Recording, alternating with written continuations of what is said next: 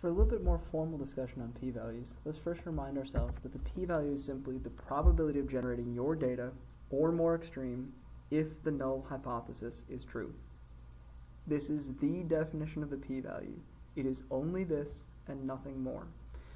The p-value is not several things that many students often get confused. The p-value is very much not the probability that the null hypothesis is true. It is not the probability of generating data like this again. It is certainly not a measure of how false the null hypothesis is. For each of these things, there are alternative forms of tests that can give you these questions that are beyond the scope of this class. Formally, the p-value is simply a conditional probability.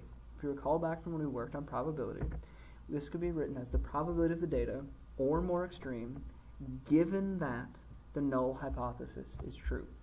All we're asking is how likely are you to get these data, or more extreme, if H0 is true. Reversing that conditional probability is possible. We could, in principle, calculate the probability of the null hypothesis given the data. This is Bayesian statistics. We refer to chapter 13 for a little bit more information about it. This requires a lot more information before actually running the test, and unfortunately is beyond the scope of this class. I personally believe this is a future of statistics, but for right now, to operate in this world, in this climate, you need to understand the null hypothesis approaches we're using in this class. Finally, as a reminder, you can never, ever, ever, ever accept the null hypothesis.